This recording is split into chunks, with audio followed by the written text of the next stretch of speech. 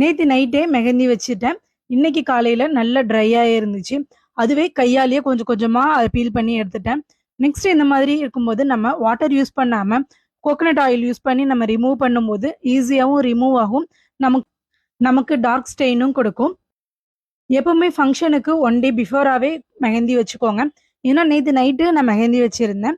இன்னைக்கு காலையில பார்க்கும்போது எனக்கு ஃப்ரெஷ்ஷான ஸ்டெயின் தான் கிடைச்சிருந்தது. இதுவே இன்னைக்கு ஈவினிங் நான் லாஸ்ட்டா வீடியோ இதில அப்லோட் பண்ணியிருப்பேன். அதில பார்த்தோம்னா நல்ல டார்க் ஸ்டெயின் கிடைச்சிருக்கும். ஸோ இன்னைக்கு நைட்டோ இல்ல நாளைக்கு மார்னிங்கோ நம்ம ஃபங்ஷன் போறோம் அப்படின்னா, நல்ல டார்க்கான ஸ்டெயின் உங்களுக்கு கிடைக்கும். சடனா நேத்து நைட்டு வச்சுட்டு இன்னைக்கு காலையில ஃபங்ஷன் போனீங்க அப்படின்னா, உங்களுக்கு இந்த ஃப்ரெஷ்ஷான ஸ்டெயின்ஸ் மட்டும் தான் கிடைக்கும். உங்களுக்கு ஆர்கானிக் கோன்ஸ் வேணும் அப்படின்னா, ஃபங்ஷனுக்கு ஒரு 3 டேஸ் பிஃபோராவே ஆர்டர் கன்ஃபார்ம் பண்ணிடுங்க. அப்பதான் உங்களுக்கு நான் ஃப்ரெஷ்ஷா ரெடி பண்ணி, கொரியர் டைமோட சேர்த்து உங்களுக்கு டெலிவர் பண்றதுக்கு ஈஸியா இருக்கும். Thank you. Bye by.